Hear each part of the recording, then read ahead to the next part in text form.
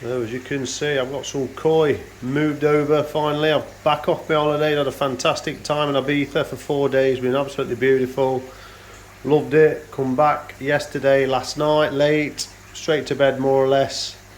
And then I've just spent the last couple of hours just cutting this plastic that I've got, and I've managed to cut some slices in so it sits in this ridge, and then I've just simply tie wrapped it into here.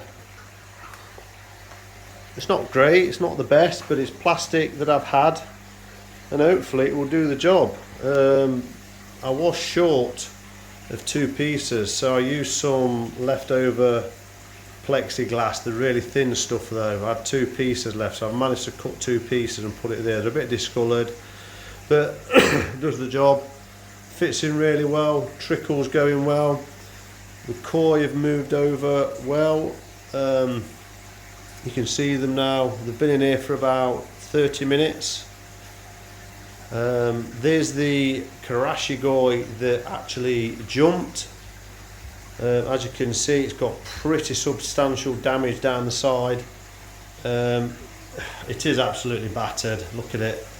You can see 1, 2, 3, 4, 5, 6, 7 patches just on that side of scales. On the top there is 1, 2, 3, 4, so there's about 11. There's one on this side there, look. So I reckon there's about 12 large scales missing off that. So yeah, not good. What they are looking, just settling into now, is that current there, look.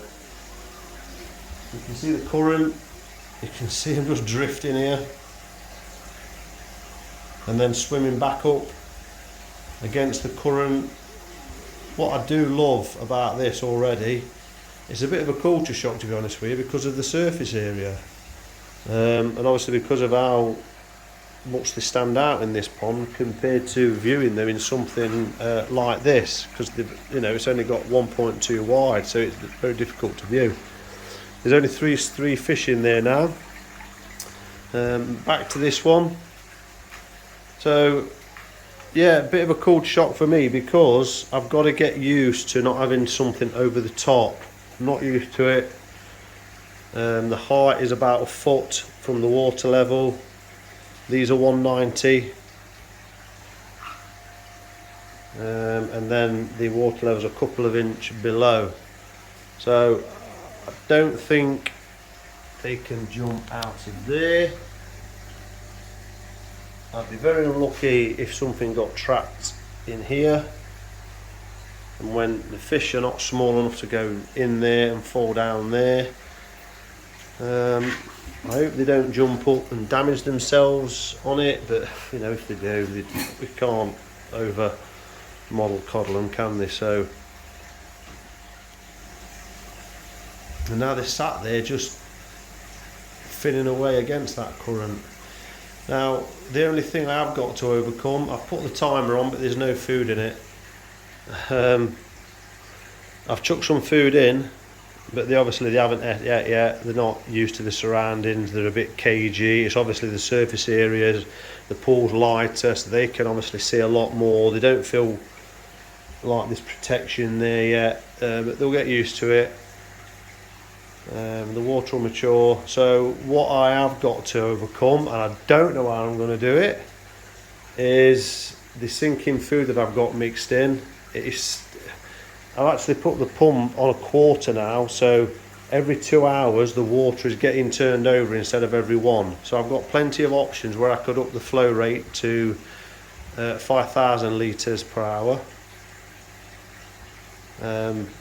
but I haven't. It's 5,000 per every 2 hours, and it's only on 13 watt.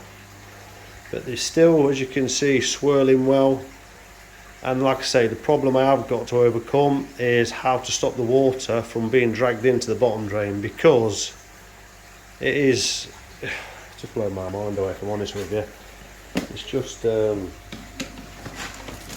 me see if I can find sinking pellet.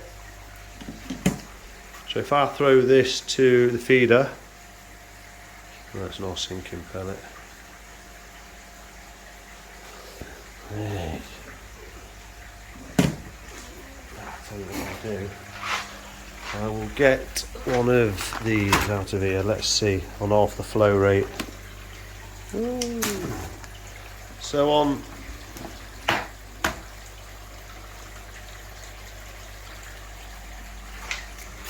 so what I'll do, this is where the food will obviously drop in, and if I put, I've got 2 red pellets, put them in there, sinking, sinking, sinking. I've now reached the bottom, there's one, I'll follow that one, there's the other one behind it, look, here. Sinking, coming round, we'll go around this side, obviously the fish aren't interested yet.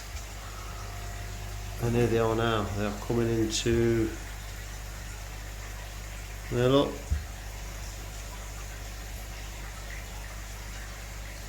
One's in.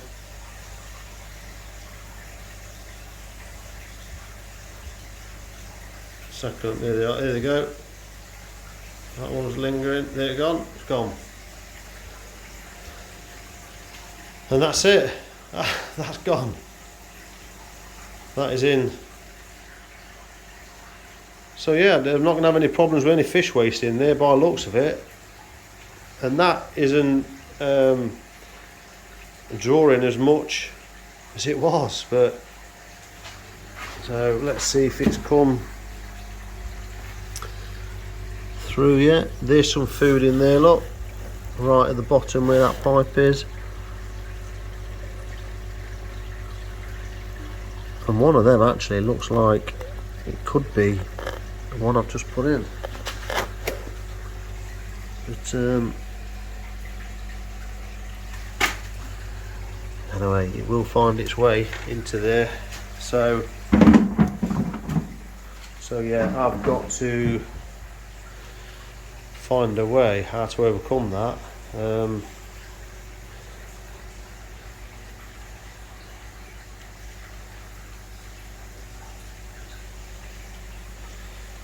So yeah, I don't know, answers on a postcard. Obviously what I've got to do before I really ramp up the feeding on these, it's not going to be ramping up anyway, because obviously we're going into cooler season now anyway, so it's probably a good time actually to get them moved on into this. But hopefully I can get some colour food into them. If I can get some food into them for another month or so, and then hopefully over winter as much as I possibly can. There's a Karasha look, in a right mess. So yeah, so obviously that will drop its food there. Floating will obviously be okay. Hopefully the fish will get used to the pond. They will, once it drops in, start getting used to it dropping in that area, feed in, and hopefully gobble it up before it goes into the bottom drain. But because it's new, I'm kind of not holding my breath at this point. I have got a foam ring, a feeding ring that I can keep under there, but obviously that's not going to help me with the sinking food. They are getting used to that now, look at them bombing round. I mean, it's quite nice to see actually, because they really are not used to having that much exercise, so obviously that has got to really improve the body shape, hasn't it? Its body and its their metabolism. So once they get going, hopefully they will do this more, exercise more, need more food, increase the body structure, the shape, because they've got to use more power to swim, use more energy to swim because of against the current and things like that. So yeah, there we go. What do you think? Put the comments in the bottom. What do you think? My next thing that I was thinking about is I've got loads of bubble wrap. Shall I put it round the side, or I've got to think about, because normally this gets covered in polycarbonate, but so what shall I do this year? They're not heated, so it's going to be very different. So they are going to have, if you like, a winter type of rest where they're not going to be heated. And then obviously in summer I've got to get my mind round and learn myself of they're going to be at a higher temperature because they're going to be in here longer, well, all round through the season. I've got an indoor pond now, 5,000 litre indoor pond, and I've got an outdoor pond. This one is these are sitting about 23 degrees at the moment. I've shut the window, so hopefully the next few days I can get the heat back up in here again, and try and make the most of the sun. I left the windows open while I was on holiday.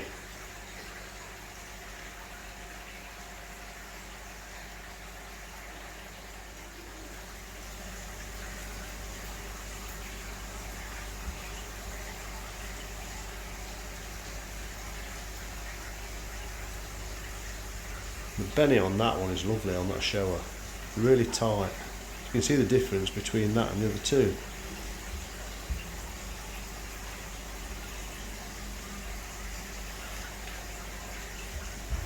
That shower and that shower are the two that I've just had off Gary at Gatwick Koi about a month or so ago, wasn't it, I think. And the other one is the one that I got off him last year when I went to see Forest v Brighton. I popped him on the way back and I bought that one. It's quite nice to see in here, that one. I like the head pattern. It's not an eye, it's not a really high quality one. But let's see the progression. Fingers crossed, keep your fingers crossed for my Karashigoi there, that it does grow some new scales and they do blend in well. Chances are it won't, but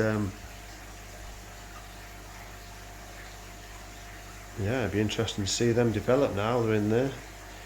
I haven't got the art to get these two little goldfish out. I'm going to leave them in. They're not doing no harm, they're not going to increase the bioload or anything, and I just haven't got the art to put them in that little pond. I might put them in my main pond, I'll see. And then, like I say, there's only 3 in this one. There is the Kajaku, there is a Kohaku that I got with this pond, and then there is the Tancho Gushki. And that's in there now, so I'll leave those 3 in there. I've got some more in my main pond, which we'll go and have a look. So I'll leave them in there to settle in. And I've got tidying up still down here to do. Got the bees to sort out this weekend. Excuse the squeaking, my feet are damp because I've been in that pond doing that tie wrapping the sides. I've just got some sweeping up to do here. The damsons are ready. Autumn is coming, or nearly here. Just got this to sweep up in a minute. And then here's the main pond. So yeah, so some fish will come out of this one. This Shintaro Sankey, I got that on a growing show. I can't remember who the dealer was, but it's a Shintaro and it's not really growing much, but the quality is quite good, the Benny on it. So that's going to come out into there. I'm going to try and grow that on a bit. There's 6 koi in here which are on eBay at the moment. They are going to sell this weekend, so they will be gone, 6 of them. So it's going to look quite bare. And then so yeah, and I might put this Tancho shower, even though it's getting some Benny on the rest of the body at the minute. So I think I will, yeah, there's that one, and then there's this Kohaku here, Hoshkin, and then there's another Kohaku, I think. Who is it?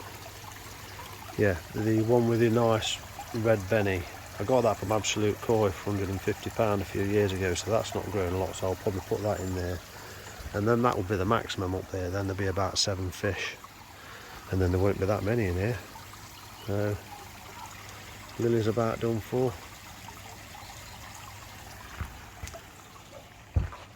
So yeah, lovely yellow that's gone now with the autumn kicking in. So there you go. Thanks for watching. Please hit the subscribe button if you haven't already. Thanks for subbing if you have. Really appreciate it. Hit the like bell and hit notification bell. Really, the feedback from likes and stuff like that, you don't seem like much, but show your appreciation. Tap them buttons, and I'll see you on the next one. Coming to my pond this morning, got the pond edges, sides in. Thinking all is good.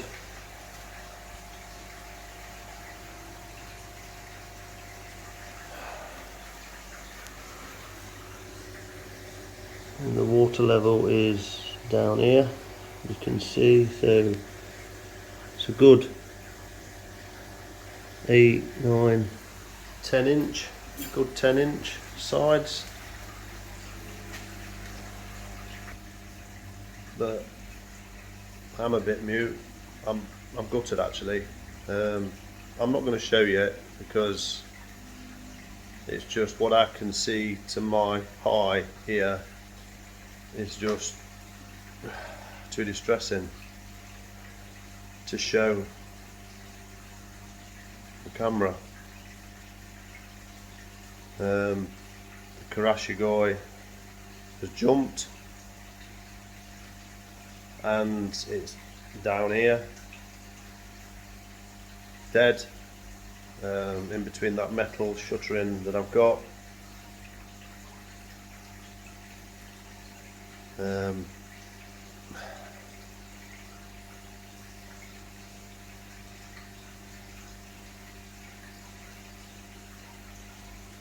It's just a kick in the balls, isn't it?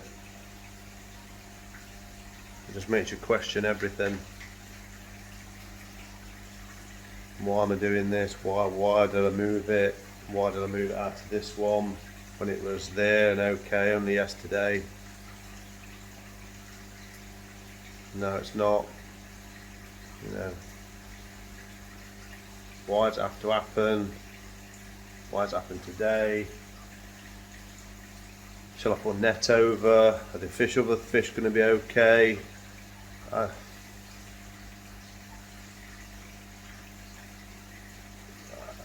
I've said it in the previous video. How do people sleep at night with these pond windows when they're literally a few inch away from the top of the glass, or 6 inch away, 5 inch away, whatever?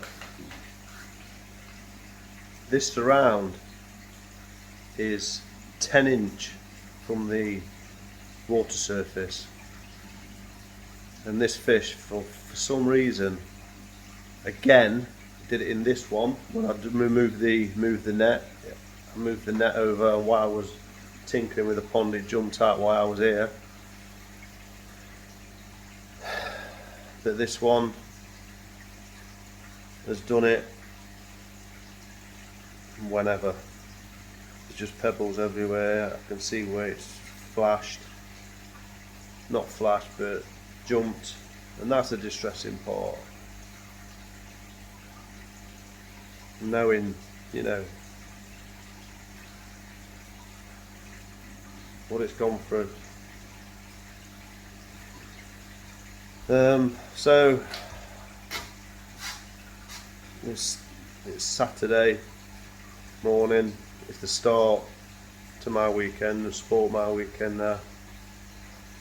Because now I've got to bag this fish up and do something with it, bury it in the garden. I'll bury it on the back. And try and look at the bright side of life. You know, it's only just a fish, Keith. At least it was only a grow and show one where you didn't pay loads and thousands of pounds for it.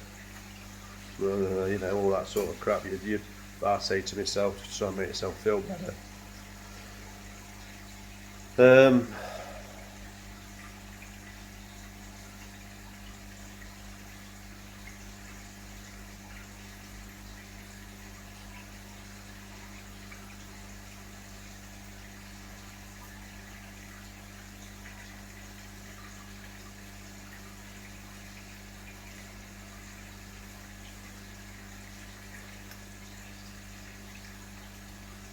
This is the side of the hobby that you don't like to see. But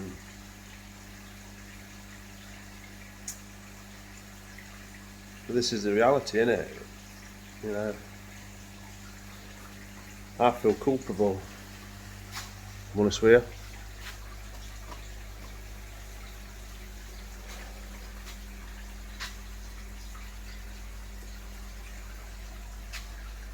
80 degrees now at the moment.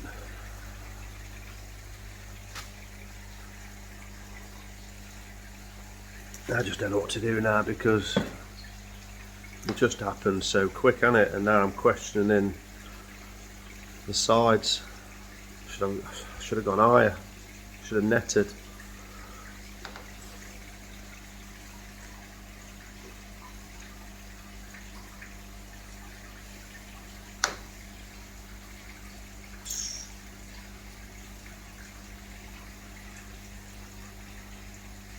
I just fucking pissed off.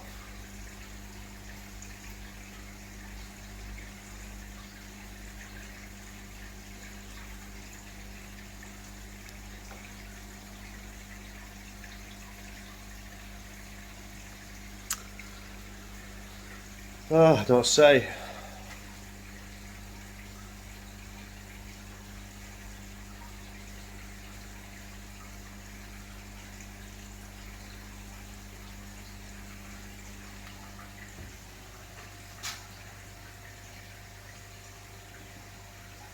Such a beautiful fish. It was such a beautiful fish, and it's in such a mess now.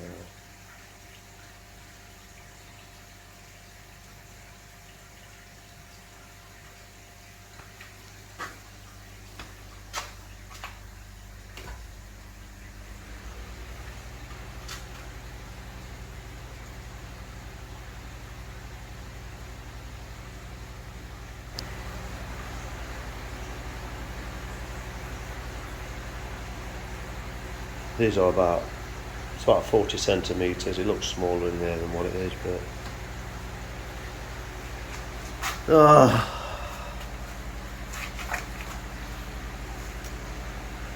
I'm just gonna have to rethink about this now, aren't I?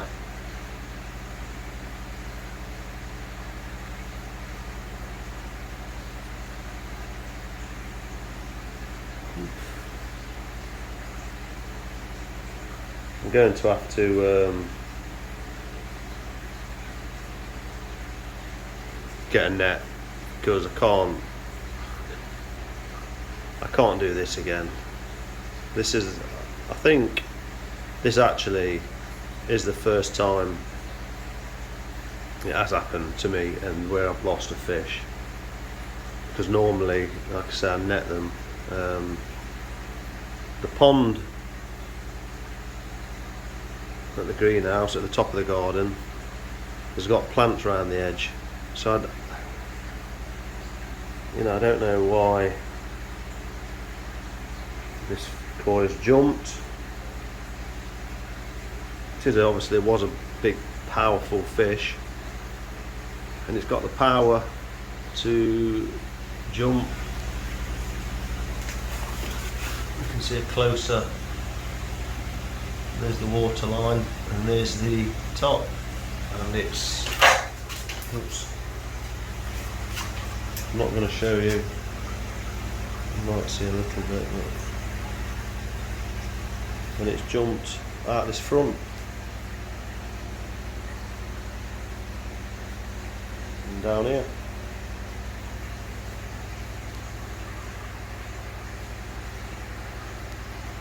Absolutely gutted. And now I don't want to leave them now.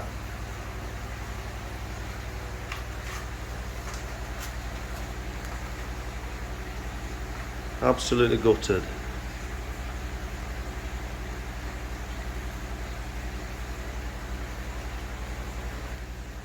Anyway, I'm sorry for bringing you an absolutely gutted video. I'm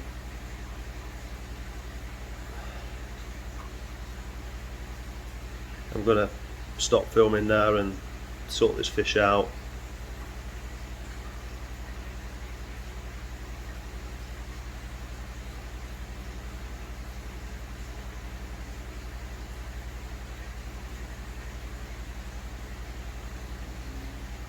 Sun's coming out.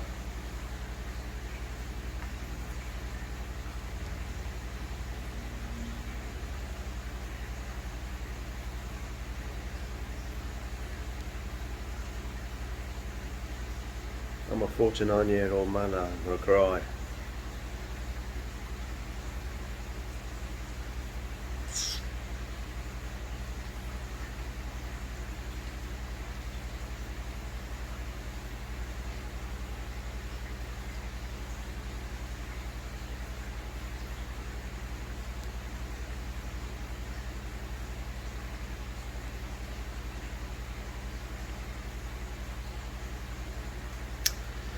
Anyway, this is the other side to the hobby, and